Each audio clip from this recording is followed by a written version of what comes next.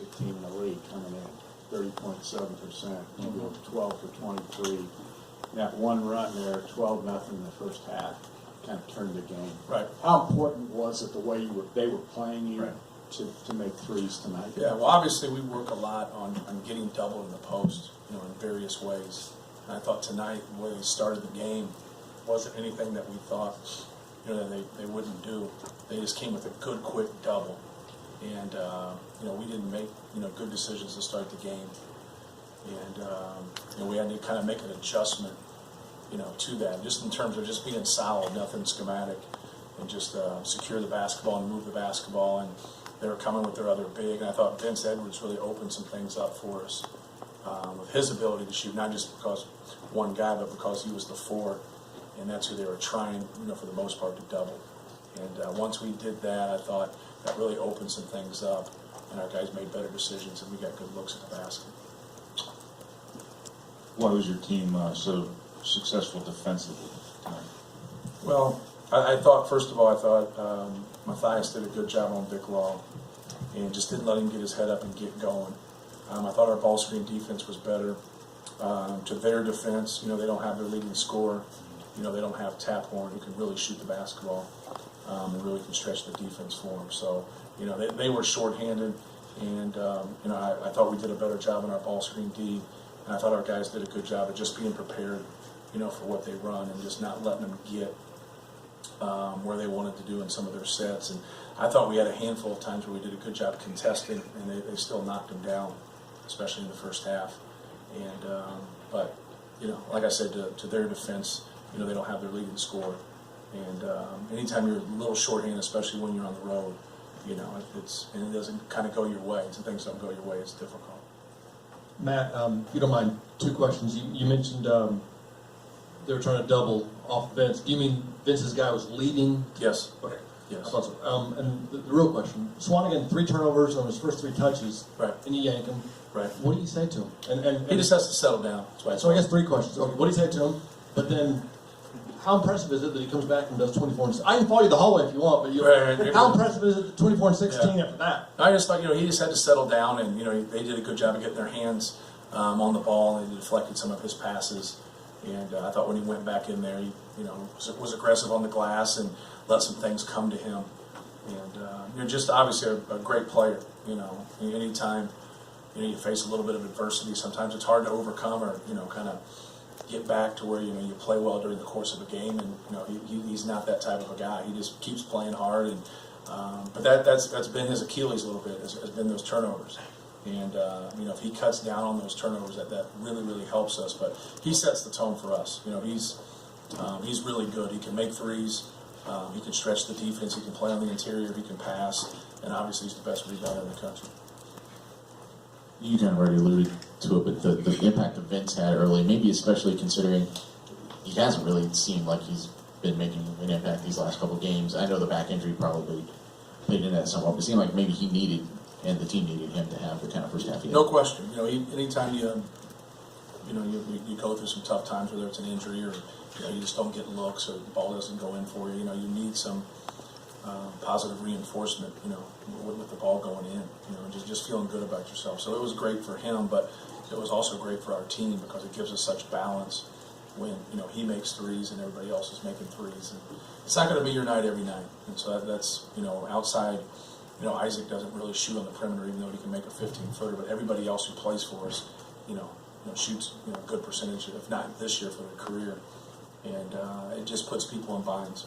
And so if we can, continue to make good decisions, and Vince can be that guy who's in between, who can drive the basketball, make a pull-up, but also make threes, it really helps us out. It seems like Klein had a lot to do with a lot of the threes you got in the first half too. Just his floor game, I guess. Right. What was working for him? It was great, whether it was transition or the half court, he ended up being the guy making that next pass, for us. And made a couple nice reads in transition, and made a couple nice reads and rotations of just moving the basketball, and led to some baskets. But in that stretch in the first half, 3 or 4 of those were his assists. This was another case of you guys bouncing back off of a loss. Again, just what makes you guys so good at that? you hope you don't have to get to that point always to be that way, and you hope you can grow and mature as a group to where you can try to stay on edge, especially after you win, 2, 3, 4 games, whatever it might be. And but losing puts you back on edge. Losing makes you realize there's slippage, and that's as a coach. I got to do a better job of not letting that slippage happen.